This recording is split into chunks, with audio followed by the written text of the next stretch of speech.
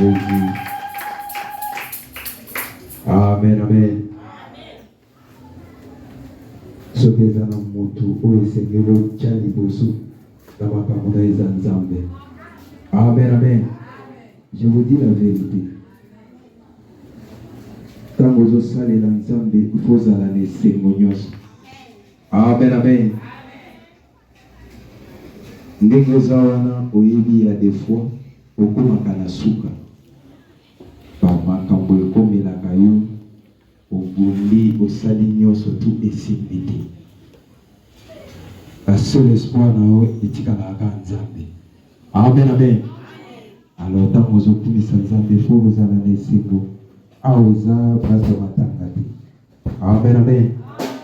Ici nous venons adorer le Seigneur Jésus-Christ parce qu'il est vivant. Amen, amen. Et il agit au milieu de nous. Témoignage. Est-ce que vous avez un témoignage, Azali? Témoignage. Péter la colère sur le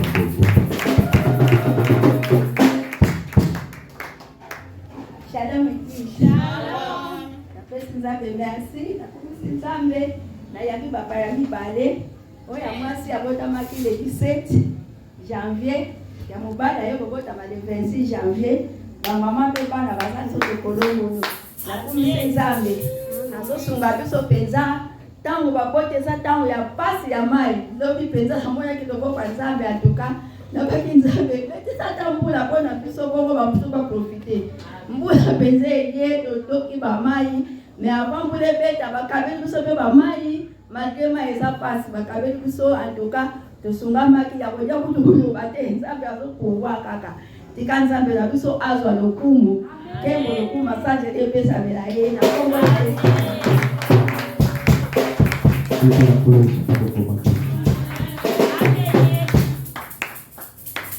Amen, amen. Amen. Alléluia. Nzambe na ngai ndenge alekisinga ba difficulté akomisinga tina mokolo lelo yango na yembele nzembo moko.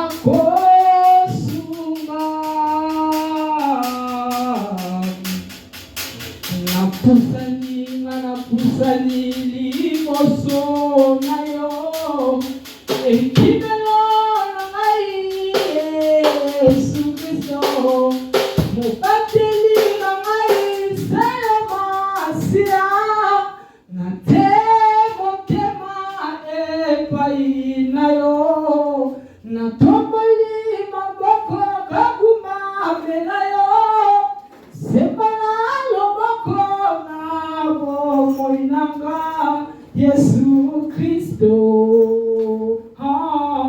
hekimelo nanga mobate nanga nakokima wapi ngana kanisi bomoi nanga madenga inasaleli okolo elukeli kai makamu nazangi kinyane sema nanga hebongwani mawa papa indisama papa zanzambe nanga hale ayo alela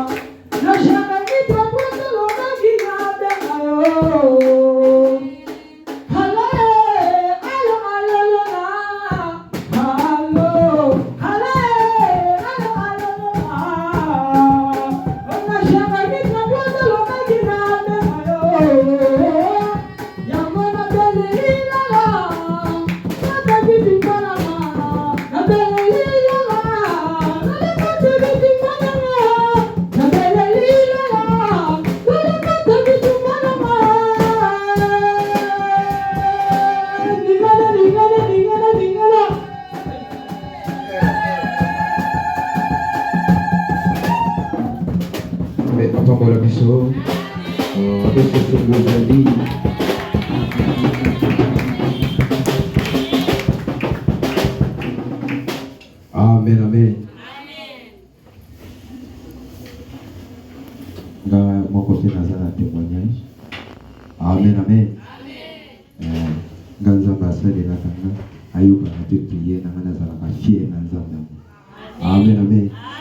Awa na loboko na ngai place nazo la kisa awa eza na kiste bimela ngai awa evimba ki et comment déjà ceux qui na otambola boye mutatani nga remarqué que non eza na gonflement ko awa alors na tunaki ba question ebele na bi eza nini yango ewuti wapi eloko eswinga te ebinika boye mbuma na telaki na solaki na infirmière moko boye Christelle na talisi na ma Christelle tala eloko ebimeli asimbi yango atali abi eza na eloko eswaki na nabi te abi eloko te ka ebimi boye nabi oui atali ayebisinga bi ekoki kozala kiste nga na bi kiste eyosala nini na loboko na ngai alors ayebisaki nga bi soki okozala dispose okoya bameka kotala yango soki kolongola yango po eza trape bakokataka potana baministère po etiaki mbuma vraiment alors esalaki nga au moins ba 2 semaines nazotambola kaka nango nayo kokutana so na docteur moko boye ya mwasi nayebiselaki docteur tala eloko ebimeli nga boye na comprendre te ayebisi nga bi okoya natala yango nakendaki atali ayebisi nga bi eza kiste mais eza nango grave te bakoki kokata yango balongola alors ngai na part na ngai andere ya bango koloba keno basala yango ngai nabondelaki nalobaki na nzambe nabi nalingi disparaître nalingi namona mosusu te malgré ndenge Christelle abandonnisaka mais yaka batala yo eloko na ngai bisabi moi je suis un serviteur de Dieu nabondelaki naozela nano suite na mosika naye koremarke ke esili edisparaître nyonso tu c'est un miracle amen amen epuis nayebisa nzambe soki obikisinga na yango na kotémoigne yango wana na témoigne amen amen nzambe na biso aza na bomoi amen amen tokoyeba na esengo nyonso. Ngana lingaka soki tozoyemba soki atoyebi nzembo ya motema bina ata kobina kaka. Amen, amen. Soki eza tovandi ozotala kaka eza attitude ya mabe. Amen, amen. Tokoyemba nasi kopona kolanda Yesu. Tango ndimi kopona kolanda Yesu ozonga susu nsima te. Amen, amen. Nasi kopona kolanda Yesu. Nasi kopona kolanda Yesu. Nasi kopona kolanda Yesu. Nakosonga nasi mate. Nasi kopona kolanda Yesu. Nasi kopona kolanda Yesu. Nasi kopona kolanda Yesu. Nakosonga nasi mate.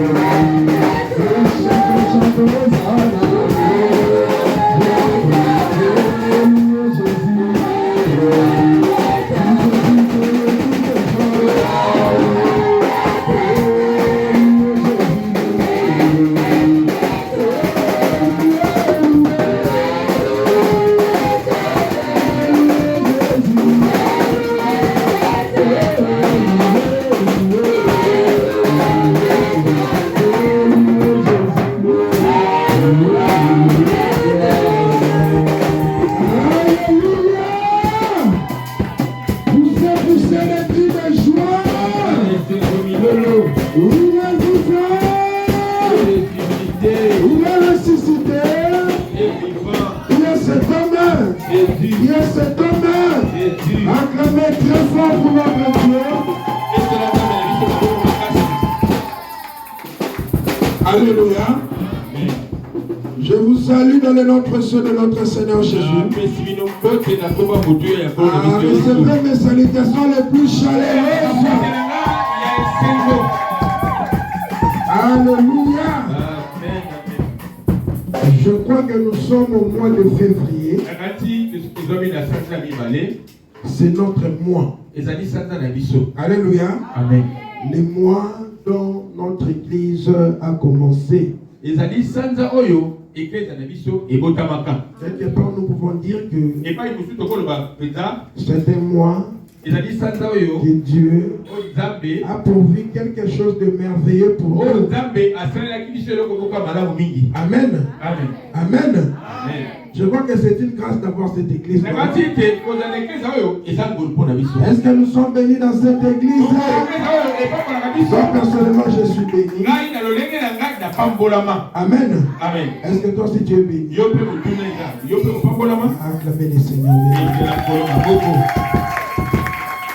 Parce qu'à chaque fois, si je me sens pas bien, si j'arrive seulement, culte, pas culte, il y a toujours un changement. Amen. Amen. Des fois même, je quitte ma maison sans rien dire. Je fais cette marche entre l'église. Parce qu'ici, il y a la paix. C'est un secret que je vais te livrer. Amen. Amen. Si les choses ne marchent pas, fuis à l'église. Parce que dans la Bible, il est écrit, vaut mieux un jour dans ta maison que 1000 jours ailleurs. Amen. Alors, dès aujourd'hui, bien-aimés, je dois déclarer ouvert le début de notre convention du 10e anniversaire.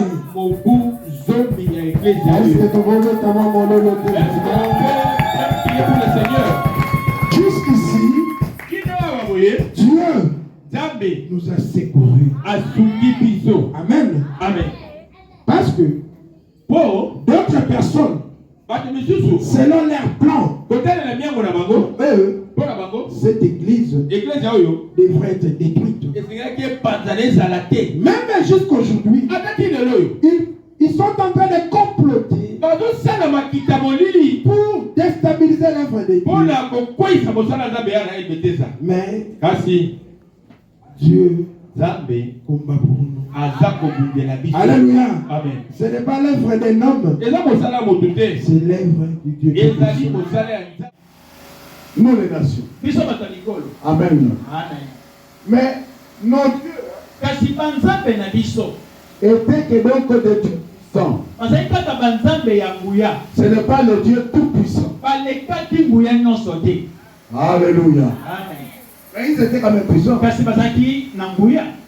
Moi, je suis né au village. Mon coco, donc mon grand-père, il m'aimait beaucoup. Il voulait chaque fois aussi, il voulait donc faire un petit voyage, il voyageait avec moi. Et si on pouvait aller dans un village quelconque, frère, si mon grand-père me tenait comme ça à la main, même si ce village-là donc pouvait donc faire à pied donc pendant 40 km.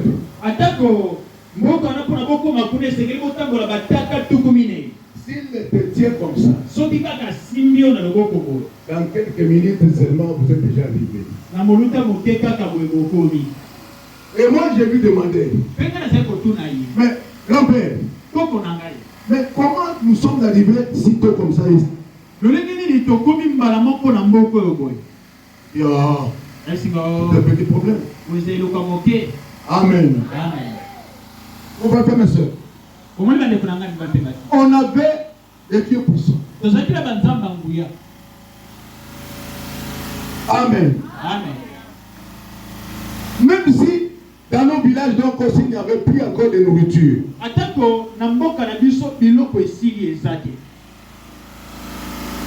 Si les gens commençaient à réclamer, la famille, on n'a pas de quoi manger. Le vieux là-bas se réunissait. Et beaucoup de gens mouraient maintenant à ce moment. Après avoir perdu beaucoup de gens donc à ce moment-là, ce sont des sacrifices qu'on donne pour que vous puissiez donc avoir tout ce que vous avez besoin. Mes frères, mes soeurs, sans sacrifice, il n'y a pas de puissance. Il n'y a rien. Amen. Amen. Suivez-moi très bien. Toute puissance doit verser des sang pour avoir la force, la puissance. Tout Dieu.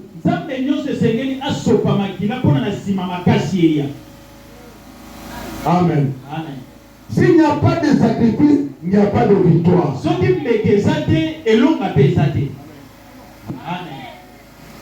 Et alors, Dieu savait, si je les laisse comme ça, ils ne me connaîtront pas.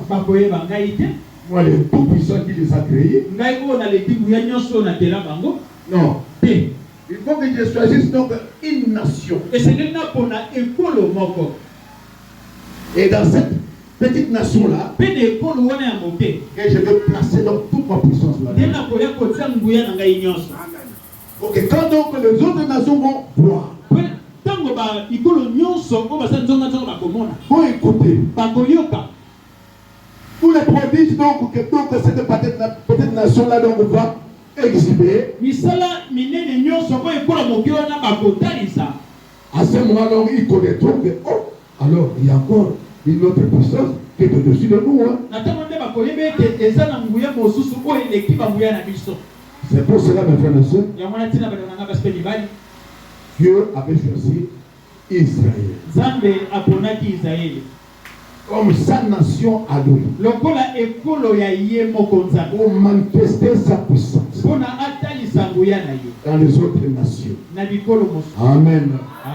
Alléluia. C'est pour cela, mes frères et mes sœurs, là où nous venons de lire dans Jean, Jean 4 là, Jésus dit à cette femme-là, donc, Samaritaine là. Il avait rencontré donc au puits. Pendant qu'il conversait avec elle, la femme l'a dit, mais nous n'avons pas donc de relation avec vous, les Juifs. Parce que nos pères adoraient sur la montagne. Et nous adorons sur les montagnes. Mais vous adorez à Jérusalem. Jésus dit oui. C'est juste. Mais il y aura un temps que personne, de vrais adorateurs, n'adoreront plus donc sur les montagnes,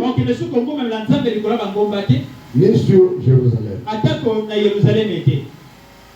Mais vous devez savoir que le salut vient de Jérusalem. Chez les Juifs, le salut vient des Juifs. C'est là où donc le vrai Dieu, le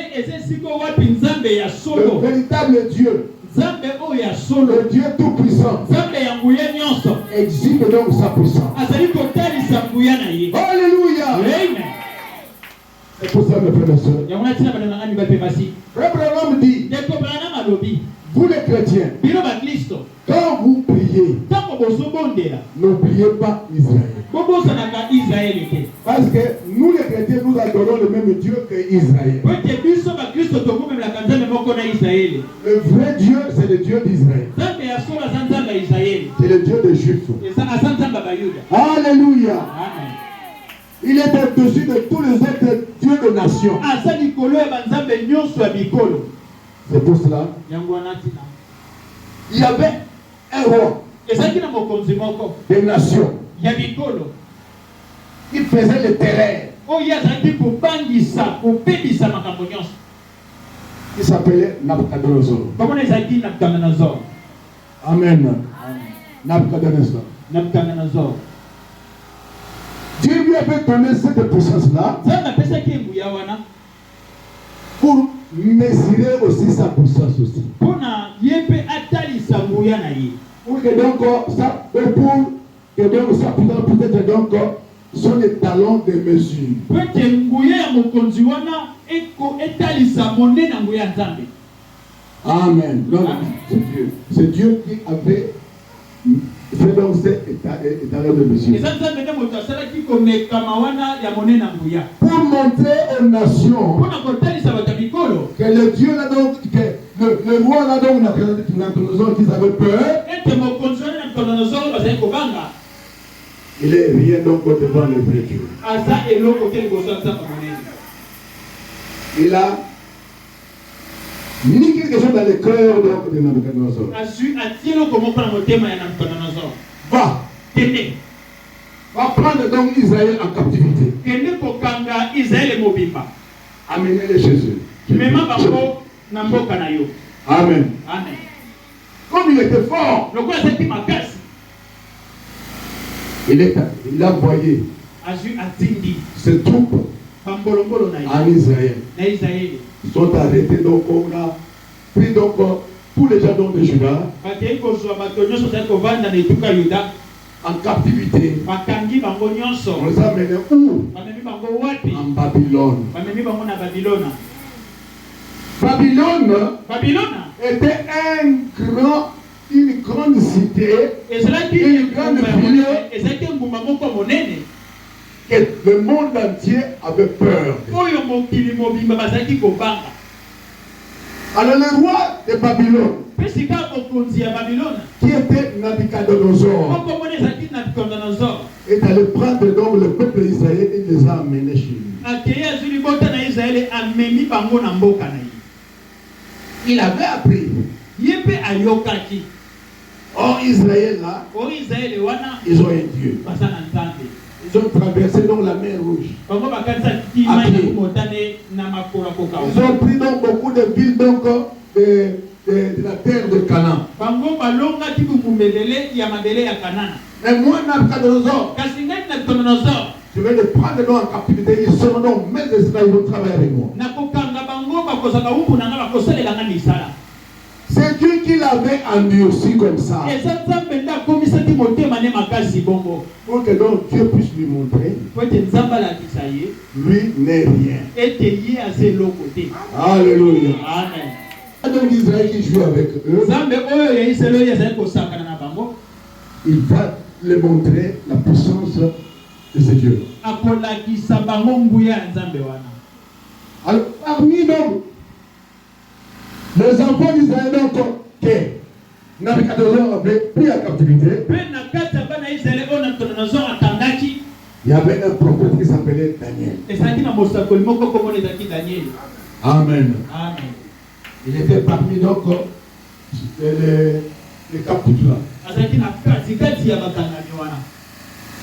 Je prends donc seulement donc des choses dans des grandes lignes, nazozwa mwa makambo oyo ekobeta bokeli mbala moko parce que c'est un grand enseignement. po ete ezali alakisi ya monene. Moi, je suis en train donc de faire ça donc comme une prédication. kasi ngai nazali kolekisa yango mbango lokola mateya. Amen. Amen. Un jour, mokolo moko le roi haït un songe. mokonzi aloti ndoto moko. Un songe donc qui lui a troublé. aloti ndoto oyo etiaki na mobulu. Il dit, mais quel est ce songe ici? abituni ndoto eza nini?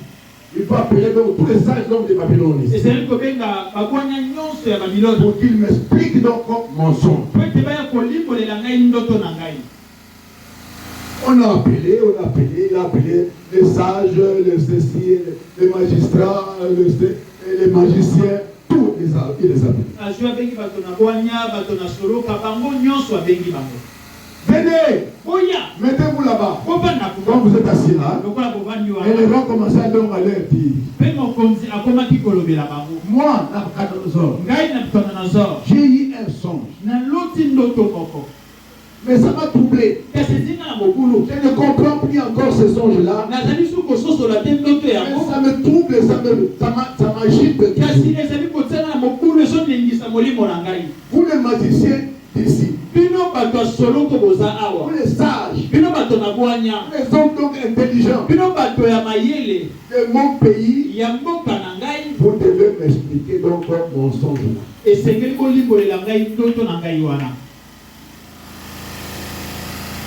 Alors les magiciens ont dit, quelqu'un de magicien s'est levé, il a dit où? Oh roi, parlez-nous d'abord de ton songe que tu as eu et puis nous allons vous donner l'explication, non? Il dit attention, hein. Il n'a pas dit ne joue pas avec moi. Vous êtes le magicien. Vous devez savoir, vous devez connaître mon songe. Et son explication aussi. Parce que vous risquez donc de me mentir. De me donner donc des explications mensongères. Ils ne sont pas fatigués, ils disent mais roi. La chose que vous demande, c'est difficile.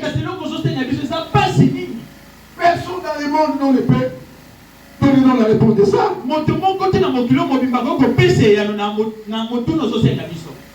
Il n'y a personne. À moins que ça doit être donc de Dieu. C'est Dieu qui peut faire ça. Mais nous les hommes, c'est impossible. Le roi était très fâché. Il dit alors, vous êtes faux. Je vais vous tuer. Moi je pensais que vous étiez dans le stage pour m'aider.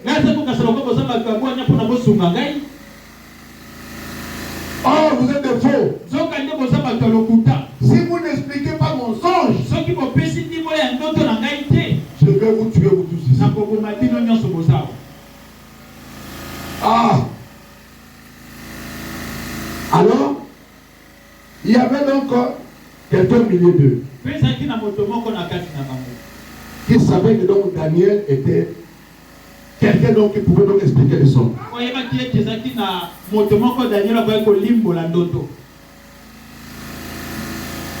Il a dit au roi. Au roi. Bon, je connais quelqu'un.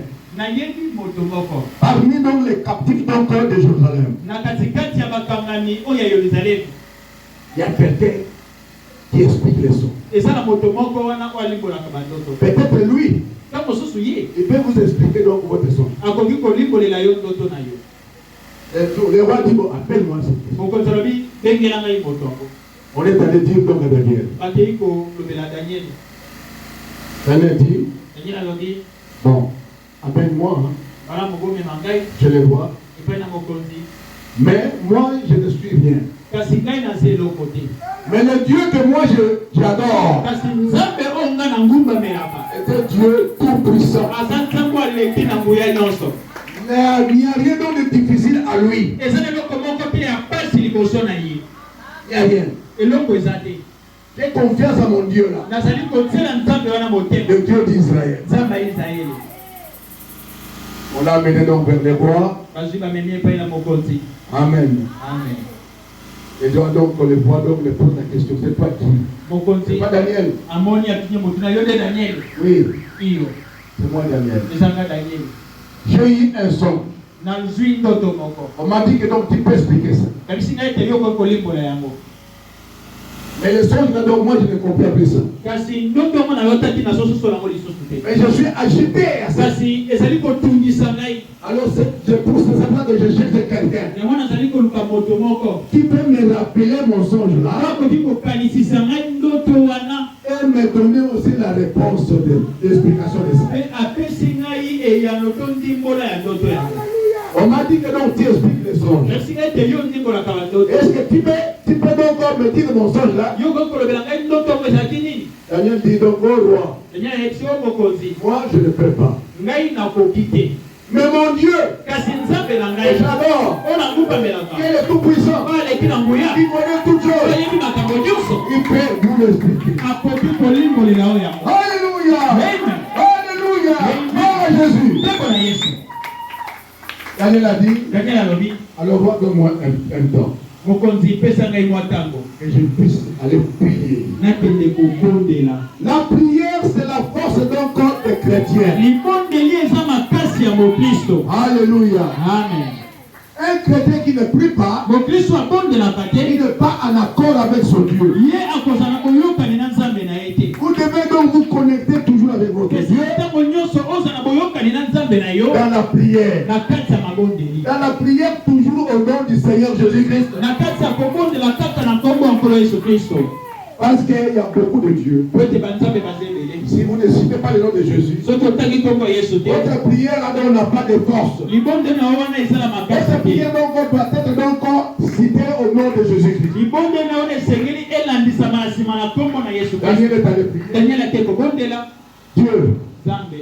montre à ces gens ici lakisa na bato que oyo toi, le Dieu d'Israël, ete yo nzambe na est israele le vrai Dieu. oza nzambe ya solo. Donne-moi donc le songe donc de ces rois ici pesa ngai ndoto ya mokonzi oyo et son explication. mpe ndimbola na yango Pour qu'ils sachent que po ete bayeba au-dessus d'eux, ete likolo na bango il y a un Dieu qui est le tout-puissant. eza na nzambe oyo aleki na nguya nyonso. Alléluia. amen.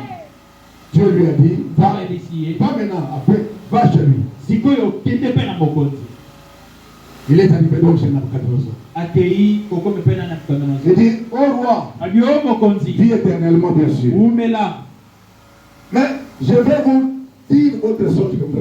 ngai nakolobela yo ndoto olotaki. Il commençait maintenant à lui parler de son songe à lui. sika akomaki kobetela ye ndoto alotaki. Et lui-même avait oublié ça. oyo moko mokonzi abosanaki yango.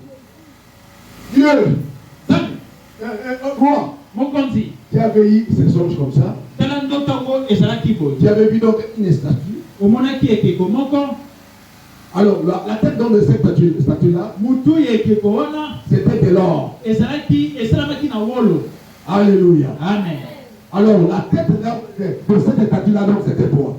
mpe moto ya ekeko wana ezotalisa yo. Amen.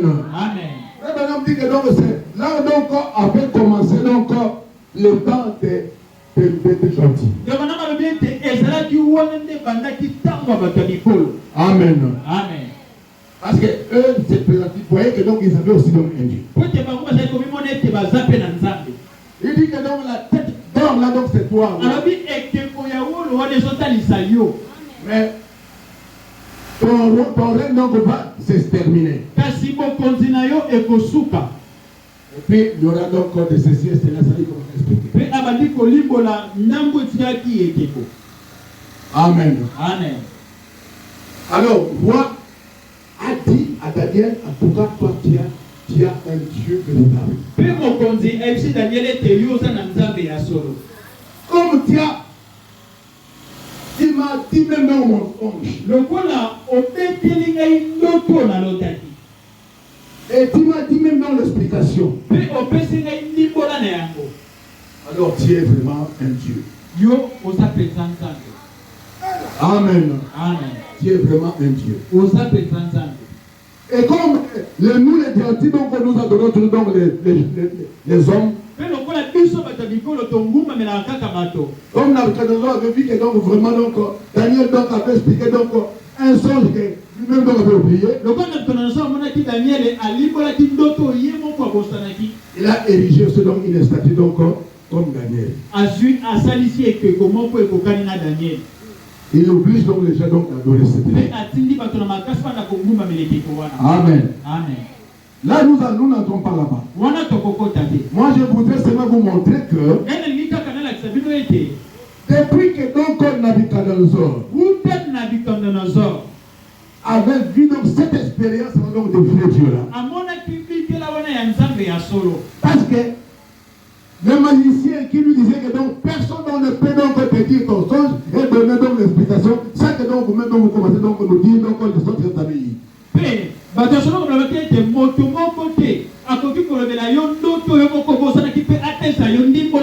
Sauf Dieu.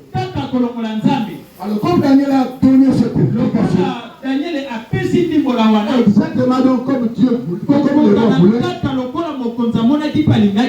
Alors Nabucodonosor a compris que donc en tout cas Israël a le vécu. Amen. Parce qu'au-dessus donc de Dieu d'Israël, il n'y a pas un autre Dieu qui est au-dessus de lui. Amen. C'est vrai, mes frères et sœurs. Alors, un jour encore, le roi a eu encore une autre songe d'un arbre, ainsi de suite. Moi, je vais aller donc plus vite donc, parce que il n'y a pas de temps où nous devons aller. Ce n'est pas un enseignement que donc je fais, mais je fais maintenant donc une petite prédication. Ce qu'on me donne l'enseignement.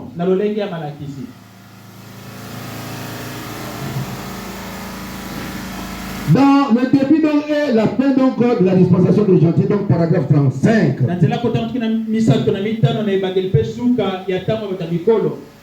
Frère Branham dit ceci. La parole de Dieu donc est une lampe donc à nos pieds. Amen. Afin que donc nous puissions être guidés. Si nous pouvons donc l'être, c'est la lumière donc qui suit donc les chemins, qui nous mène donc de victoire en victoire. La parole de Dieu, mes frères, c'est ça qui nous montre le chemin pour vivre, pour avoir la victoire. Si vous laissez la parole, c'est fini. C'est fini pour vous. Amen. Mais c'est la lumière donc qui suit dans les chemins, qui nous mène donc de victoire en victoire. Paragraphe 36. Maintenant, avant que donc nous ne puissions donc remporter donc une victoire, il doit donc y avoir donc une bataille d'abord. Et s'il n'y a pas donc de bataille, il n'y a pas de victoire. Ainsi, nous devons être donc reconnaissants donc pour les batailles et les épreuves de Dieu. C'est Dieu donc qui nous offre donc l'occasion donc de remporter des victoires. La bataille donc survient. Quelqu'un donc parla donc de mal donc de vous. La maladie donc peut donc vous atteindre. Vous pouvez manquer donc de l'argent. Dieu vous donne ces petites afflictions donc afin qu'il puisse donc vous guérir et manifester donc sa puissance. Manifester aussi donc sa bienveillance. Et vous permet ainsi donc de voir donc qu'il veut dire par cela. Ce n'est pas étonnant donc que David donc a dit: l'Éternel est mon berger, je ne manquerai de rien. Alléluia. Amen. Nous qui avons cru donc à la parole, n'ayez peur de rien. Il ne faut pas avoir peur donc de ce monde. Nous avons une puissance extrême. Parce que nous adorons donc le vrai Dieu. Nous adorons donc le Dieu d'Israël. Regarde un peu donc Israël ici. Autour de lui, nzonga na Aux ye. alentours de lui, Bamboko eza nzonga na il ye. est entouré donc par des ennemis, Azingami na banguna. les Arabes. Barabe. La Ligue arabe, donc, vraiment, c'est une grande ligue nombreuse. Likita barabe bazali penze belé.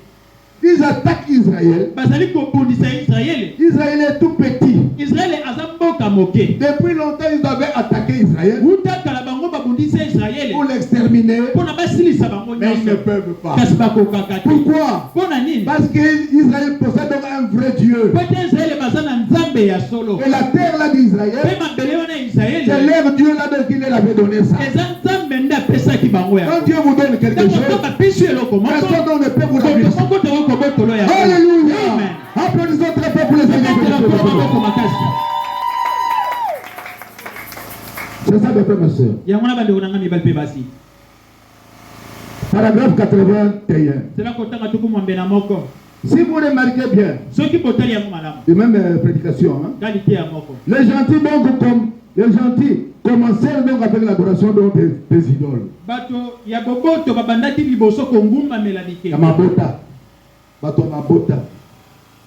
Les gentils commencèrent avec l'adoration des idoles. Ils arrodaient donc une grande idole donc dressée donc là dans les champs, idole humaine. Nos ancêtres donc ils adoraient donc les bikeko. Et ces bikeko là avaient aussi donc de puissance. C'est la vérité mes frères et sœurs. Ne blaguez pas avec leur statut. Non, ces bikeko là donc avaient de puissance aussi. Alors c'est ça que donc les gentils adoraient. C'est de cette façon donc que les gentils donc avaient commencé. Cette tête d'or avait commencé donc par l'adoration d'une statue. On était obligé donc de l'adorer. Les 3 ans et demi donc d'Israël qui était resté là, Jésus donc va venir l'accomplir. Quand l'épouse donc sera montée à l'enlèvement. Amen. Parce que Dieu ne peut pas donc traiter donc avec les nations et à Israël au même moment. Non.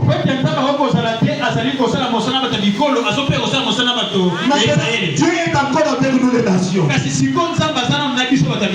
Et nous sommes presque à la fin avec lui. Amen. Vous et moi nous avions cru. Vous avez connu donc le vrai Dieu. C'est le Dieu d'Israël. C'est le Seigneur Jésus-Christ. Il avait déjà versé le sang pour toi.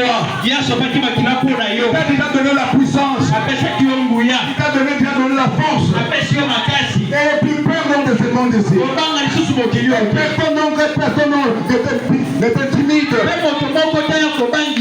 Alléluia. Amen. Nous sommes au-dessus de tout. Aucun sorcier ne peut plus te tuer. Aucune bombe ne peut plus te tuer. Alléluia. C'est Dieu qui viendra nous prendre. Alléluia. Bientôt nous irons en Allemagne. Et après, Dieu va se retourner vers Israël. Il va envoyer donc 2 prophètes là-bas. Avec l'esprit de Moïse. Avec l'esprit de Élie. Ils vont prêcher encore. C'est le message que donc tu as cru ici. Alors ça, il va amener ça donc aussi à l'Israël. Pour que eux donc puissent avoir le Saint-Esprit. Parce qu'en dehors de ce message, ils vont donc recevoir le Saint-Esprit. Alléluia. Amen. Alors il va ramener donc les 2 prophètes avant. Il va prêcher ce message. Pour que donc Israël puisse recevoir aussi le Saint-Esprit. Connaître ce nom de Jésus-Christ dans ce qu'elle est. Il faut commencer à se demander. Oh Seigneur, mais qui? Pourquoi donc c'est possible dans cette bande de main? Il est, mais ça vient de vous. C'est vous qui m'avez fait ça. Alléluia. Et alors il y aura un de deuil dans mon Israël. Ça sera terrible. À ce moment-là, nous les poux, nous serons détruits. Nous sommes en train de jubiler là-bas. Pendant les 3 ans et demi là, ils vont recevoir donc les prédications. Nous là-bas, nous sommes là-bas au ciel. Dans les airs. En train de manger, en train de jouer, en train de boire. Alléluia. Amen. Comment vous pouvez manquer donc un événement comme ça? Un événement merveilleux comme ça. Manquer ça, comment on peut le faire? Alléluia. C'est pour ça mes frères. Maintenant, nous sommes à la fin. Bientôt, Jésus va venir pour l'amener dans la lèvre. À la fête des noces. Il a déjà payé la dot. Pourquoi?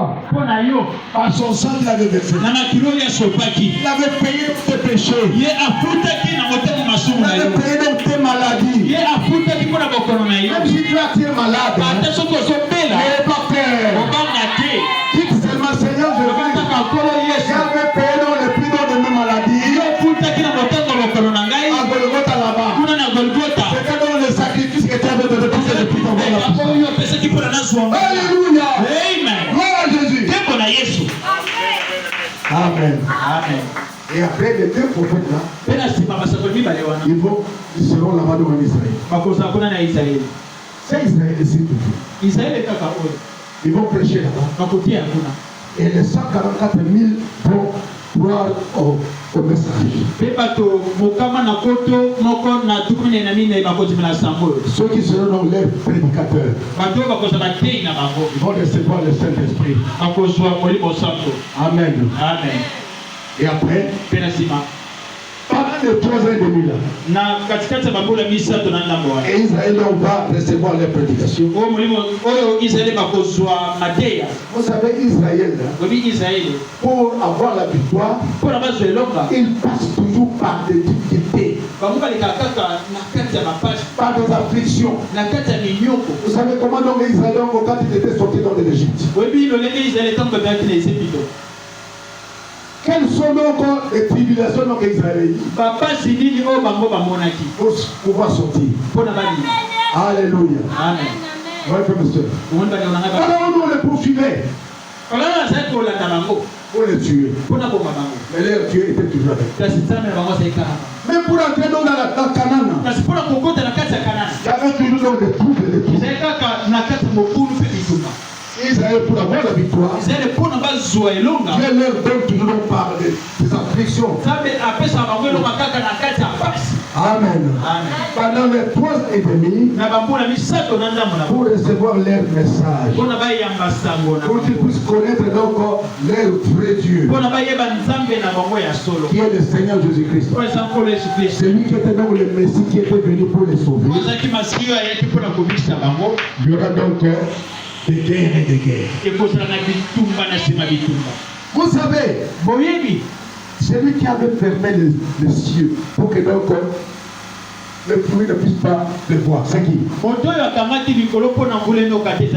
C'était Élie. Élie va fermer donc le cieux par sa prédication. Il n'y aura plus donc de pluie dans le monde entier. La sécheresse totale. Ça sera terrible. Alléluia. Pendant que Israël est en train de recevoir donc les prédications. Et puis sur la table, on a tout d'abord pour se payer. Nous sommes en train de manger, de jubiler avec le Seigneur Jésus-Christ. Alléluia. Et vous savez, celui qui avait maudit donc l'Égypte donc dans tout donc les yeux donc étaient devenus du sang. C'était qui? C'était Moïse. Moïse donc va mentir dans tous les hommes du monde entier. Ça va devenir du sang. Maya mokili mobimba ekokoma makila. Ok, tu vas sauver mal le Makila. Pendant 3 ans et demi. Bambula misato na ndambo. Alors le monde entier va souffrir. Le monde va se demander mais. Oh, il y a des Israéliens qui ont maudit dans le monde entier. Et ça là basa ko linga lo basa na Israël bango ba na te mokili mobimba. Donc on sait dans les malédictions donc on le voit. Après 3 ans et demi, on viendra donc de tuer. On va tuer donc Moïse. On va tuer Élie. On les mettra donc dans une place publique. Et les gens qui viendront donc les regarder. Regardez ces gens qui nous ont fait souffrir. Ils vont cracher sur le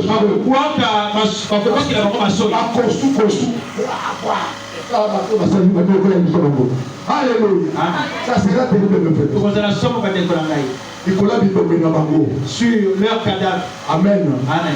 Et après 3 jours, une voix va les appeler là au ciel. Il dit allez, ressuscitez-vous. Dieu va ressusciter donc Élie et Moïse. Parce qu'il n'était pas encore mort, hein? Il n'était pas mort à tout. Vous savez donc qu'Élie n'était pas mort. Parce que son travail n'était pas terminé. Dieu l'avait pris tout simplement, l'avait caché quelque part. Moïse aussi, il n'était pas mort. Parce qu'on ne connaît pas, donc on a cherché partout pour voir dans son cadavre, dans les montagnes, on n'a pas vu. C'est Dieu qui l'avait caché pour qu'il puisse terminer donc son travail en Israël. Ils viendront, ils vont monter, ils viendront nous rejoindre là-bas. Et ici en bas, il y aura une guerre qui va détruire le monde entier. La 3e guerre mondiale. C'est que vous attendez donc ça s'annonce là déjà. À Ukraine, à Russie, un peu partout là-bas. Même chez nous ici. C'est le début. La 3e guerre mondiale. Maintenant, c'est donc cette guerre, 3e guerre mondiale va commencer. Ça n'a pas encore commencé. Nous serons déjà au ciel. Alléluia. Vous comprenez mes soeurs. Et cette guerre-là, on appelle ça donc Armageddon. Et les ténèbres de Jéhovah nous disent que dans Armageddon, Armageddon, c'est la 3e guerre mondiale. Une guerre donc de 3 ans et demi. Mais nous, en ce moment-là, l'épouse de Christ est moi, c'est là-bas là-bas. Alléluia. Amen. Vous voyez mes soeurs. Et après, nous allons descendre. Après les 3 ans et demi, la guerre là, Dieu va mettre donc le silence. Nous allons descendre avec Jésus-Christ notre époux sur cette terre ici pour entrer donc dans le millénium. La reine de 1000 ans du Seigneur Jésus-Christ. Nous allons entrer avec lui. Ce n'est pas pour construire. Non. Il y aura seulement donc quelques rescapés qui vont vivre avec nous pendant les 1000 ans là. Et c'est eux qui vont construire. Il n'y aura plus de péché à ce moment. Parce que c'est Jésus-Christ qui va régner. Satan sera fermé. Et les démons seront fermés dans la prison. Et vont enlever dans leur puissance. Pendant 1000 ans, ils ne vont plus avoir exercé. mabe. Et nous, Pe biso nous l'épouse de Christ, biso mwasi na libala na Kristo. nous toujours dans la ligne de miel. Kaka wana na bosepeli na mobali na biso. Dans la ligne de miel. Na bosepeli na Dans mobali na le biso. voyage Na mobembo avec notre époux. na mobali na biso ya libala. Nous disons notre livre dans le nom de océan.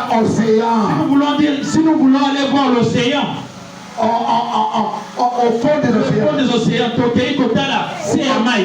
Allez voir là-bas, Donc, les grands poissons qui sont là. Kotala bambise mineno basa na se ya mai kuna. Nous disons, nous voulons aller voir le Père le plus loin au ciel. Tokei te to mata likolo makasi Nous kuna. allons avec lui. Tokei na yi. Nous serons toujours dans les voyages. Kaka tobembuka kotambola. Alléluia. Amen. C'est ça qu'on appelle donc la ligne de miel. Yango na babengi nde bosepeli ya nsima libala. Vous allez manquer ça, ma soeur. Yo kozala yango ndeko na nga mwasi. Alléluia. Amen. Moi, je ne crois pas. Ngai na ndimi te. Amen. Amen. Mon frère, Bandeko na ngai. faites tout pour ne pas manquer. Kosala nyonso mpona kozanga yango te. Amen. Amen. Dans contre Areboum, Na kotanga na kozonga na nsima. paragraphe 15. Zela kotanga zomi na Nous mitano. remercions notre Dieu donc de nous avoir accordé donc un repos salutaire Tozali kotonda nzambe na biso ndenge apesi biso kopema oyo alobiko. à notre corps, Na banzoto na biso. à notre connaissance. Na boyebi na biso. Et nous avons donc de sa parole et de la compréhension que nous avons donc de l'esprit. Na boyebi oyo toza nango na liloba na ye mpe na bososoli oyo toza nango na molimo. Je prie constamment que tu nous donnes plus de compréhension. Nazali kobondela ntango nyonso ete kopesa biso bososoli lisusu mingi. Oh Dieu, O Nzambe. afin que donc nous ne soyons pas donc un peuple vaniteux Po ete biso tozala te libota oyo ya pambapamba. qui s'enorgueillit, Oyo bakozala kaka na lolendo. mais un peuple humble. Kasi libota ya komikitisa.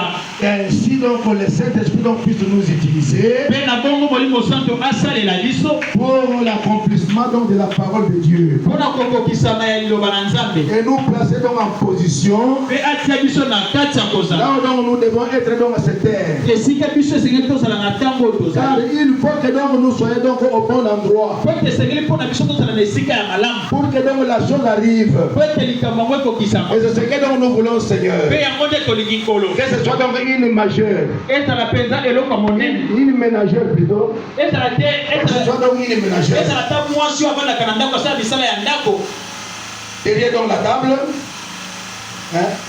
Que ça soit donc une ménagère donc derrière la table. Ezala ta mwasi oyo asalaka misala ya ndako na nsima mesa. Que ça soit donc une ouvrier Ezala ta mosali mosala d'usine. oyo alambaka. Usine.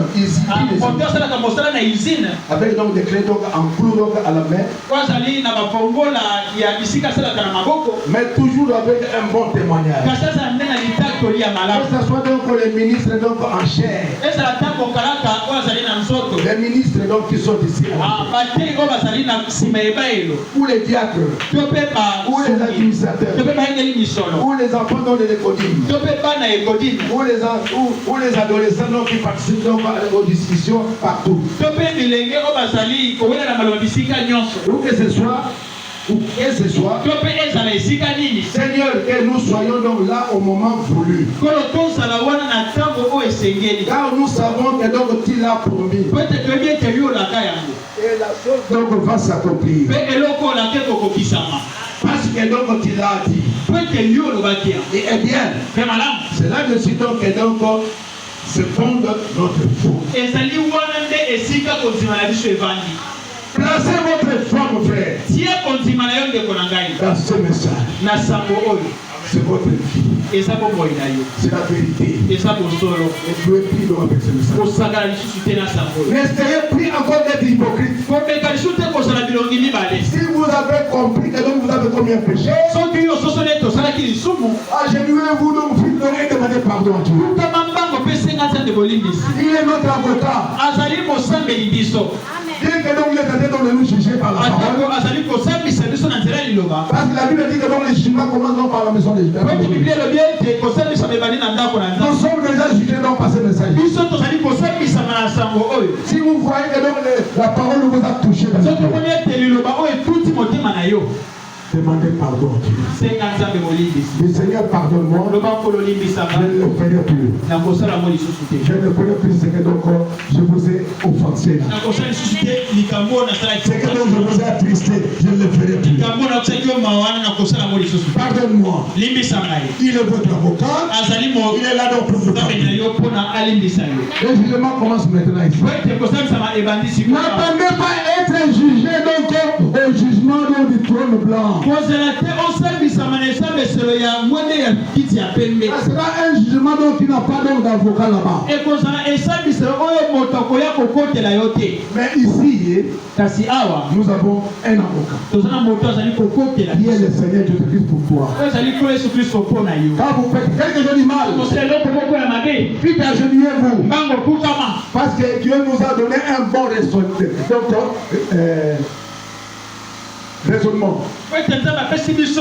Un bon discernement. Pour reconnaître vite le mal que nous avions fait. Accorde du Saint-Esprit qui t'a donné. Vous savez, mes frères et sœurs, qui est la paix de Saint-Esprit, mais il avait nié Jésus. Ce n'est pas la vérité. Il avait nié Jésus, donc il fallait. Amen. Et Paul donc l'avait condamné. Et quand il avait compris que il avait mal fait, il est allé prier. Il a demandé pardon au Jésus-Christ. Et pardon, Seigneur. Je ne ferai plus ça. Pourquoi?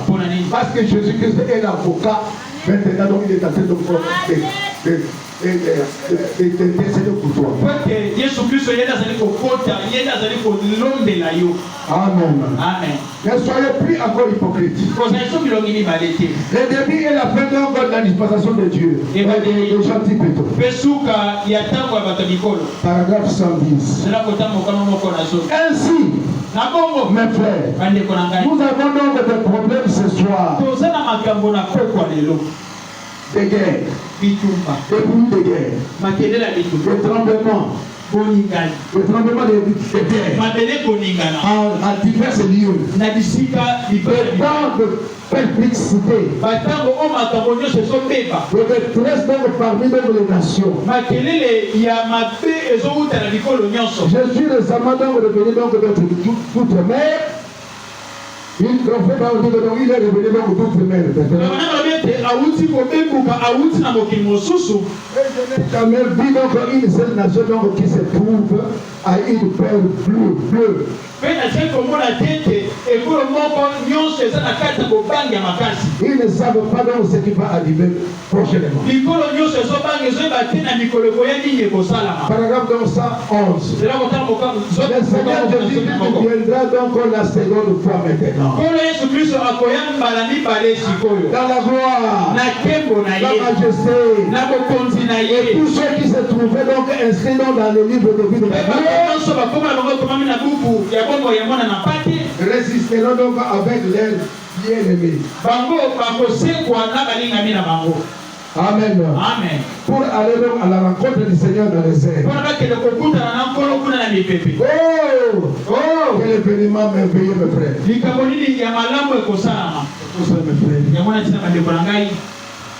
Voilà comment Dieu nous a sauvés.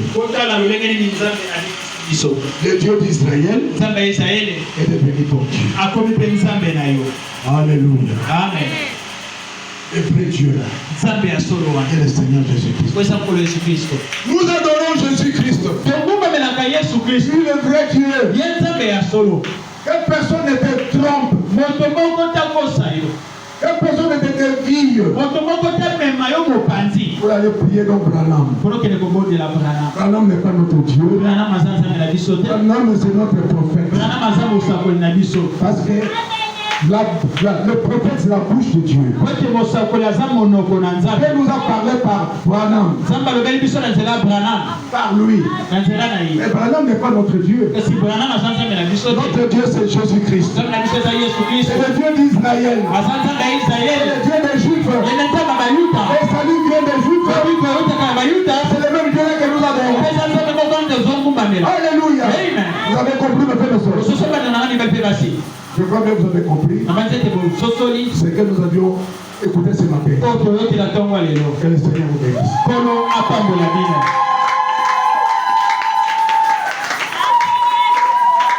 Mes frères et sœurs, après 1000 ans ici, après 1000 ans de règne de Jésus, c'est nous qui allons juger le monde. Nous ne serons plus jugés. Mais plutôt c'est nous qui vont juger le monde. Amen. Amen. Avec notre Seigneur Jésus. Et nous serons donc tout près de lui toujours éternellement. Car nous sommes son épouse. Que le Seigneur vous bénisse, ma frère. Je remets donc la parole de votre pasteur. Comme pour le Seigneur Jésus, acclamez très fort. Lève-nous pour la prière. Chacun de nous, après avoir écouté la parole de Dieu, va dire quelque chose à Dieu. Chacun de nous a parlé à Dieu. Le début et la fin de la dispensation des gentils. Je crois que nous avons compris quelque chose. Dieu ne parlait pas en vain. Quand Dieu dit quelque chose, c'est que il y a un message précis pour le peuple de Dieu. Pendant le temps de la fin, nous entendrons des cris et le bruit de guerre. Le bruit de guerre que nous attendons, l'épouse doit se réveiller et regarder à son Dieu. Il a travaillé avec son peuple Israël et s'est arrêté avec eux. Il a tourné le dos.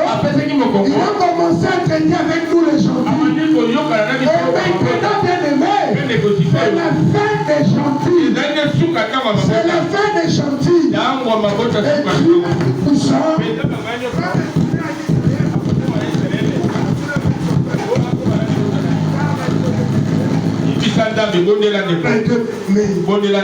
Commencez à prier. Commencez à prier. Combien de temps parlez de Dieu. Chacun de nous puisse parler à Dieu.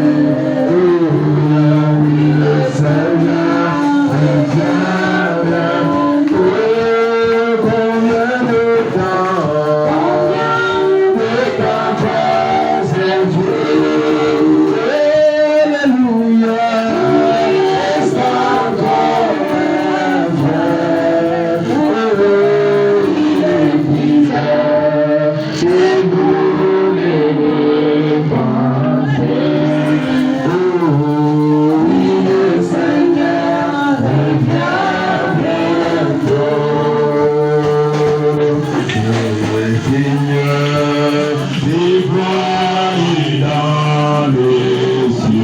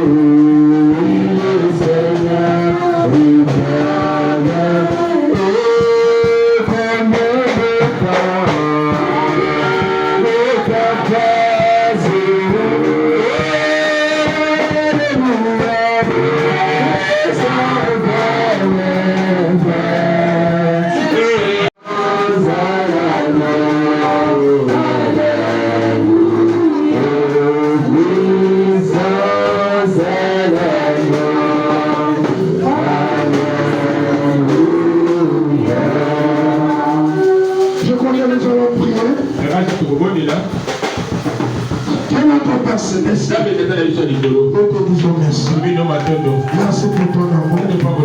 Merci pour ta grâce. Seigneur Dieu merveilleux. Personne n'est comparable à toi, Seigneur.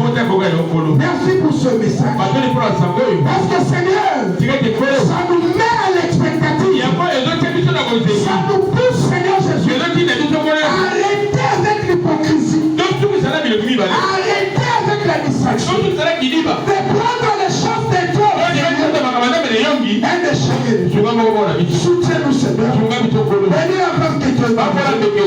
Remplis-la encore, Seigneur. Là où l'énergie est sortie, Seigneur. Utilise-les puissamment, Seigneur. Nous pensons aussi, Seigneur, à notre 10e année de mission. Bénis cette église, Seigneur. Visite cette église, Seigneur. Comme tu as visité Daniel, viens aussi nous visiter. Merci, Seigneur. Merci pour tout. Reçois l'honneur. Reçois la gloire. Le Seigneur des siècles. Bénis les dîmes et les enfants. Bénis les actions des grâces. Bénis la construction. Et sois avec nous, Seigneur. Dans le nom de Jésus. Amen. Est-ce qu'on peut acclamer le Seigneur? Nous devons nous asseoir, bien-aimés. Je crois que le panier va circuler. Le panier de les offrandes. Pendant qu'on nous donne une chanson.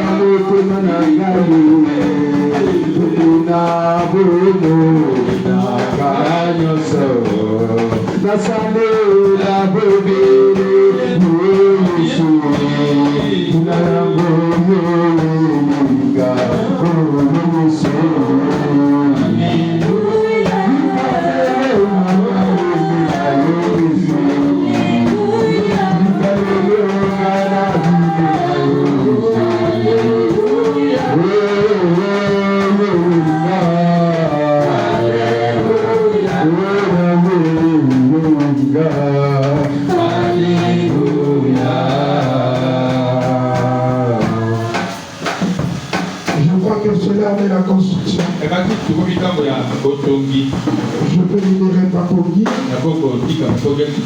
et continuer avec les communautés. Je crois que nous pouvons présenter les nouveaux venus, ceux qui vont venir pour la première fois.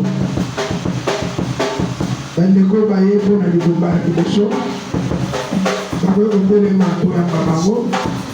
Quand on va doter les matos de la Babango, Makoko Magas.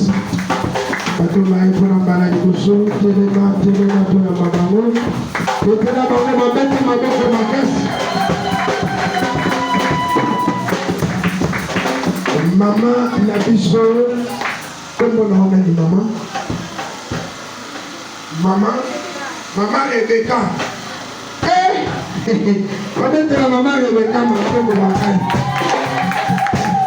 Voilà ce qu'on a combo. Elle est qui ma combo nyos. Ah, maman Rebecca va nous. Au ultime taille. Frère, baissez s'il vous plaît. Au ultime taille. Na matai de banda wa. Na kitanda. Na ngala lo peka kitanda. Na hompo kitanda wana. Terea CBC. Ah, on a qui ça sur le côté.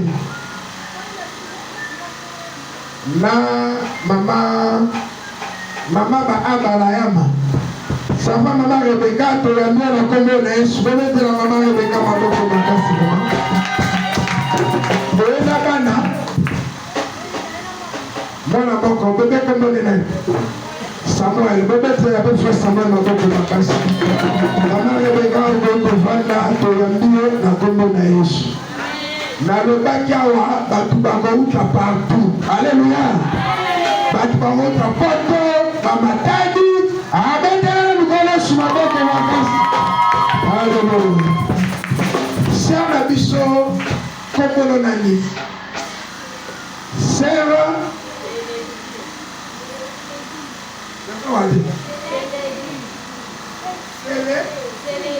C'est les signes. On va nous appuyer à Nabiso. On tire un point d'arbre. On va la balabala.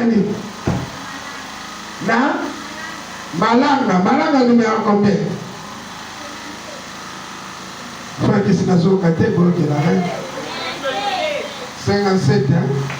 Vous mettez la sœur la mission pour ma casse vraiment pour la tour la combo na Jésus Christ. Bien aimé, comment on a bien aimé la mission? Frère Eli, on va lui appeler frère Eli. Amener révolution.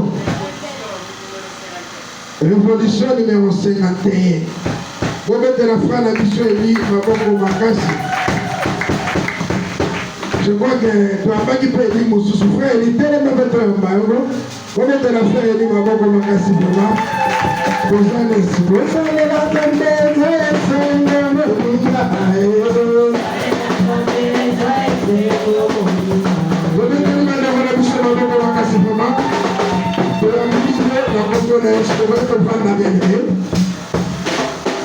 nous tenons à dire ceci. Nous attendons en fait. Nous sommes avant. Alléluia. Avant que le cabisso banananda. L'église Nabiso et Bandaka 10 heures juste. Et pour dire mais ça de 9h, 19h30, 45 et 6 lits. On peut tout ça la sika. Pour la comme ça qui se paye, on va les colis actés. Va les colis comme la salle la sika, on va nous aller la sima kuna. Donc on colis mais ça kuna, ils sont pas en train de jouer. Ah toujours qu'à prédication, il y a frère Branham. Amen. En tout cas, vraiment, mardi, aux angatés pour la prière, jeudi, aux angatés. Alléluia. Mois de février, exactement, il y a ma bonne demi pour l'église de Bissot. Alléluia. Pour qu'on appelle, pour inviter Batou. Pour même qu'ils sont Batou, l'église déjà pour Fumoli en haut. Pour qu'on appelle, pour rappeler Batou, il y a déjà église. Nous sommes l'église de Bonani. Nous sommes dans la tête de Bonani. Tout ça est fort. Alléluia. L'église de Bandi est terme à Kassi. Nous avons bâti déjà avant. Je crois que nous sommes dans la mort. Nous sommes dans le fort. Alléluia. Amen. Amen. Je crois que ce soit encore pour nous. On va nous faire 4 heures. Mais pour la m'entendre, il y aura nos soins en retard. Alléluia. Il est vivant. Il est ressuscité.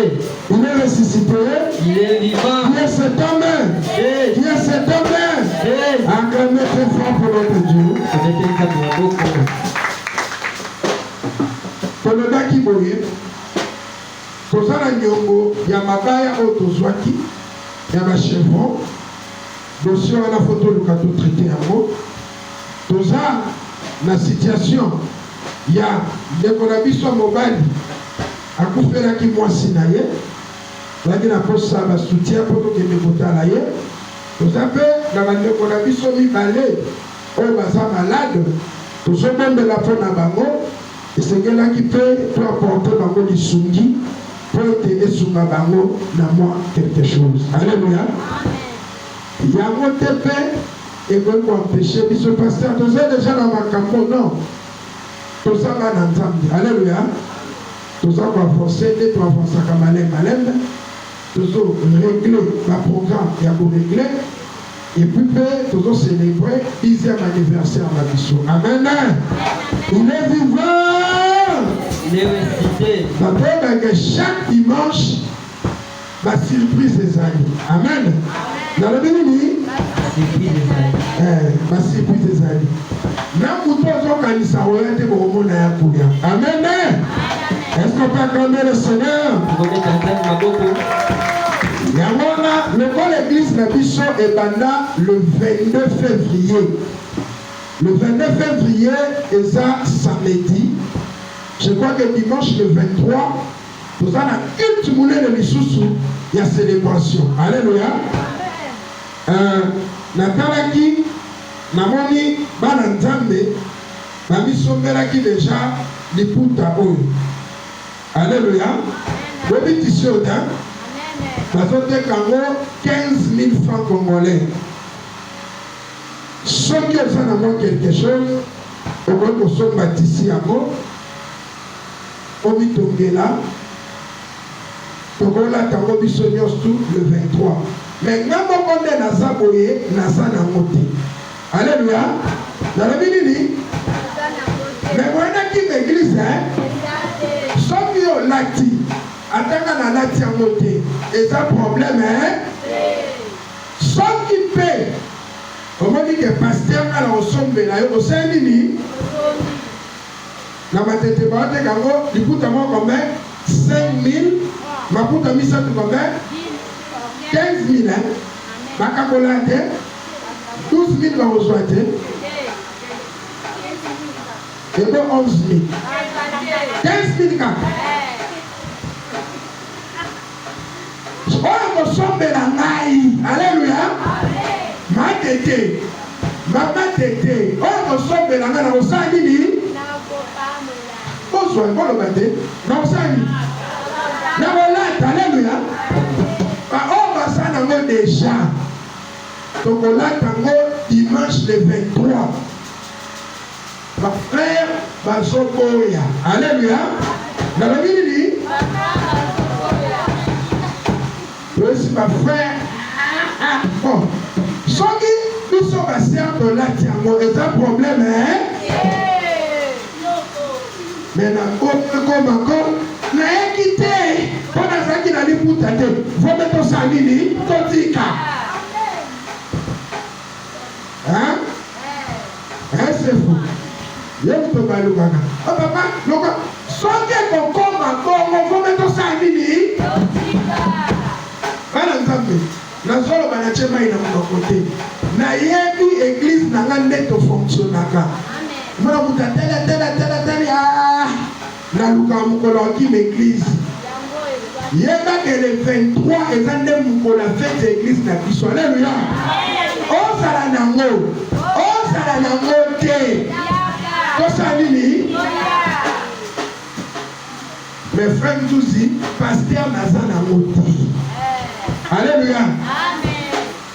Donc ma frère, bon ça n'a qu'à gilet. Ils ont donné ça à l'ennemi. Pendant bateau bateau maka, nazom sabino. Baptistien n'est kalaka. Aujourd'hui à mot. Ozoka, ma frère, ma coach matin na call out. Ozoka, batia la maboko. Ozoka, batia la poche. Chikicha. Yo personne na li na liputa no go. Ogos wakaka, odiemi kama muke awe seni ni ici. Ezama kama milia 14. Alléluia. Soki bosombeli ngaite. Baoyo bazana, oyelinga tisi. Na changa na poche à veste. Comprends le bon, hein? Na changa kaka, ebimi kaka, ndenge mokumbu. Amen. Amen. Frère, tout ce que kata. Image. Soki tolati obiso na sokoza nini kitoko. Soki pe tozana ngote. Alléluia. Soki le 23 eleki. Bana nzambe bokanga très bien. Mukolo anniversaire na ngai. Alléluia. Tokosa nini? Tolati yango susu. Feti moko boye soya lisusu. Il est vivant. Il est ressuscité. Pendant le baminité, alléluia. Nadongi papa ogi pour la construction, tant qu'on soit à remettre les maboko massivement. Un peu mettre fort pour lui.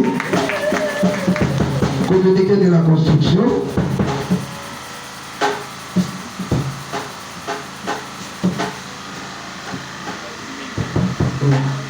Merci Mingi. Na Tamboli, ma papa na pesi ngai 7700 francs. Remettre la papa maboko magas. Toujours maintenant on est sur les capables papa. Déjà papa j'irai ça y est déjà. Hein? Pas mettre la papa j'irai ça maboko rien. À ça la table de 10 ans à son instrument. Donc il y a un motoka et un motoka. Maman Mimi, quand ma soeur construit par la foi, comme était ma maman, ma maman m'a joué dans la cimetière, et le l'église n'a dit son alléluia. Amen. Maman, maman. Amen. Ma maman m'a joué caca dîner.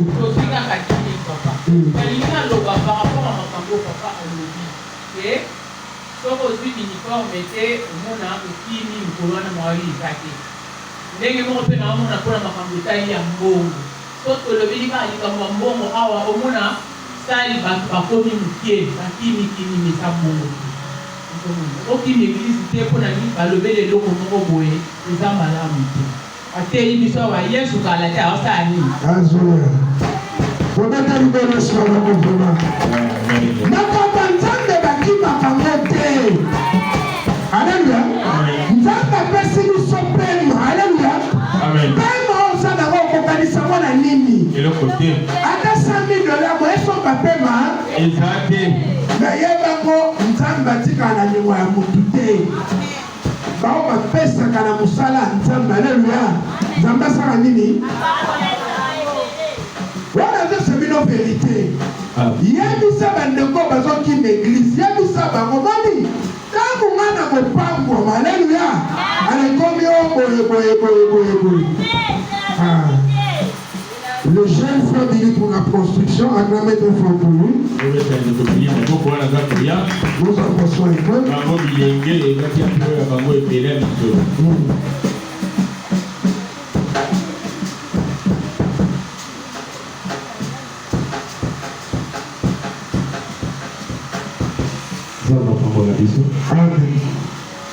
Bongo tozana ngo eza vraiment insignifiant nazomona kuto moyen na l'obésité bainsistaki na bagene osala réforme l'infisque 1000 francs soki totali nini toza biso nyonso wa moto moko ayi na 1000 francs ekosala l'infisque quelque chose bagene bapesi 2000 francs bobetela bagene maboko makasi ekosimba alleluya nalobi nini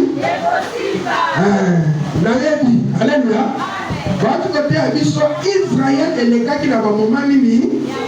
Après ça, Basakini. Papa c'est connecté. Alléluia. Amen. Nous avons coupé ce bisou ici. Amen. Amen. Nous avons qui vont être quand même. Alléluia. Amen. Tu pousses à niveau bouquet. Peut-être qu'on n'a pas quoi l'élo. Alléluia. Amen. Et vous voyez, beaucoup d'églises comme il a souffert. Oh non, non. Mais moi je crois au Dieu d'Israël. Et c'est un véritable Dieu. Dieu n'a pas tué Élie. N'a pas tué Moïse. Alléluia.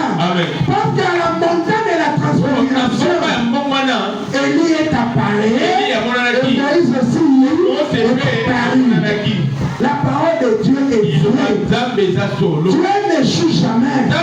Dieu ne ment jamais. Il a dit aux enfants d'Israël qu'il va venir encore pour leur visiter. Mais une fois qu'il termine avec nous, il va retourner encore. Amen. Dieu va venir et il est en train de venir. Amen. Amen. Alléluia. Préparons-nous. Il y a longtemps où tu es à cet âge de l'église. C'est pour nous dire que c'est la fin de la dispensation. Il n'y a plus de temps. Je crois que je peux dire le Seigneur. Ne fuyez pas l'église. Je bénis la présence de tout et chacun de nous. Soyons toujours à l'église. Chaque mardi, chaque jeudi. Dieu aime cette église. Si Dieu n'aime pas cette église, on devrait fermer. Mais la main de Dieu nous a soutenus pendant toute cette décennie. Et nous voyons, Dieu fera des prodiges, des miracles. C'est le nom de ce mois de février. Parce que c'est notre mois. C'est le mois que Dieu nous a donné cette église. C'est qu'est-ce que nous allons faire? Nous allons invoquer l'Éternel. Et dire à Dieu, Seigneur, c'est le moment de nous bénir. Seigneur, c'est le moment que tu puisses visiter tes enfants. Moi, je le crois. Toi, le Dieu d'Abraham, le Dieu d'Isaac et le Dieu d'Israël. Mais que tu as commencé, seul toi, tu as achevé. Nous comptons sur toi. Tu es Dieu, Seigneur. Tu es Dieu. Tu ne peux pas échouer. Merci, Seigneur. À toi le maire. À toi la gloire. Au siècle des siècles. Béni ce mois de février. Nous sommes le 2 février. Et nous commençons, Seigneur, notre programme de la célébration. Viens nous visiter par les donne des moyens financiers afin que nous puissions téléviser, nous puissions parler de ta parole, nous puissions te glorifier. Tu es le même hier, aujourd'hui, l'éternel. Afin que tu as commencé, c'est toi qui l'as changé. Nous sommes la bergère, nous sommes la gloire, la magnificence, nous sommes les siècles, au nom de Jésus. Amen. Amen. Est-ce qu'on peut acclamer le Seigneur? Acclamer très fort pour nous. Je crois que cette bâche-là que nous voyons, ça va nous aider pour prendre des photos, publier des photos de notre fête de 10e anniversaire. Toi qui as le téléphone Android, mais tu ne publies pas les choses de l'église. Mais tu publies quoi? Avant de publier guerre. Guerre